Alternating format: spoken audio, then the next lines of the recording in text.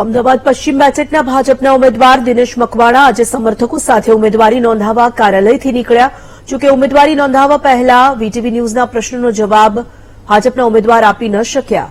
અમદાવાદ પશ્ચિમ બેઠકના ઉમેદવારને વીટીવી ન્યૂઝે ફાટક મુક્ત મણિનગર ક્યારે બનશે તે અંગે સવાલ કર્યો હતો. જોકે ફાટકની સમસ્યા અંગે ઉમેદવાર દિનેશ મકવાણા કંઈ પણ બોલી ન શક્યા. જે બાદ તેમણે ફાટક મુક્ત મણિનગરનો જવાબ કોંગ્રેસ મુક્ત ભારતથી આપ્યો. તેમણે એમ પણ કહ્યું કે ભાજપે મને ઉમેદવાર બનાવ્યો છે તો જનતા મને સાંસદ બનાવશે. અનેક લોકો હેરાન પરેશાન છે ફાટકથી, અને ફાટક મુક્ત ગુજરાતની પણ વાત છે. ફાટક મુક્ત કરાવશે જે આજે